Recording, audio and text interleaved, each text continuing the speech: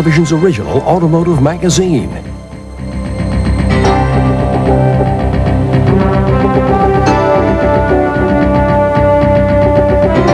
Your host for Motor Week, John Davis. Well, hello and welcome again to Motor Week. We're glad to have you with us. Bringing a new car model to market is challenging for any automaker, and it's especially challenging when you're not only competing with other car builders, but you're also competing with yourself. Now, that's the situation that Porsche finds itself in with the new Boxster. That sleek little roadster must find its own niche while still living up to the performance and prestige standards of the venerable 911, but without stealing too many sales from its classic sibling. Now that's a pretty tall order, even for a Porsche. But there's never been a Porsche quite like this one. Combining today's technology with a heavy dose of tradition, the Boxster has grabbed the public's attention like no Porsche before it. And with good reason, as we found out on our first drive through Germany's Black Forest, where Porsche introduced the Boxster to the world's press. And as usual with auto writers, they were immediately divided, mostly on the subject of styling. So too our staff. They agree that Porsche has done a superb job of reconciling the original show car's retro styling with engineering reality. But a few feel there is a lack of balance between the deep swooping nose and somewhat chunkier tail.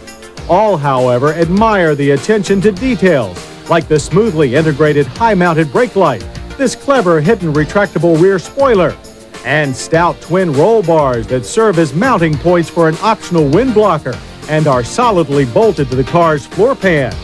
The chassis itself mixes rigid steel boron alloy reinforcements with carefully integrated crumple zones for both strength and safety.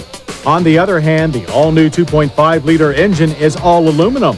It's the first liquid-cooled production flat-six engine in Porsche history, and also the first to use 4-valve cylinder heads and variable valve timing to make 201 horsepower and 181 pound-feet of torque. It breathes through high-mounted air intakes on the car's flanks and exhales through a stylish single exhaust. Access to the mid-mounted engine is extremely limited by its tight packaging, and fluid checks are accomplished at this maintenance station in the rear trunk. It's so tight that engineers had to locate the two-piece radiator ahead of the front wheels. The remaining drivetrain components consist of either a 5-speed manual transmission or Porsche's latest Tiptronic automatic, which now boasts 5 gears, with manual shift controls on the steering wheel only. It's all tied into Porsche's first optional traction control system and rides on an aluminum McPherson strut suspension, which is slowed by powerful anti-lock equipped 4-wheel discs grabbed by new single-piece aluminum calipers. All in all, a far cry from the Spartan engineering of the Boxster's spiritual parent, the 550 Spider.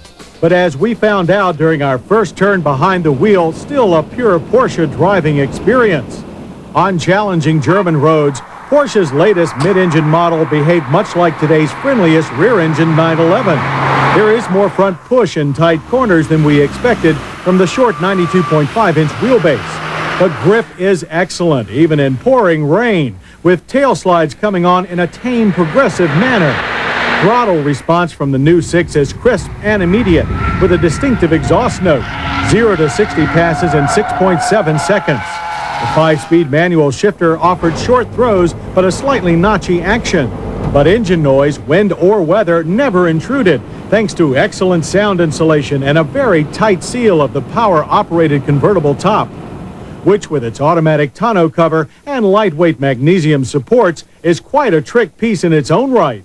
We like the simple single header latch and rapid folding sequence, a mere 12 seconds, but would prefer a glass rear window to the easily damaged plastic.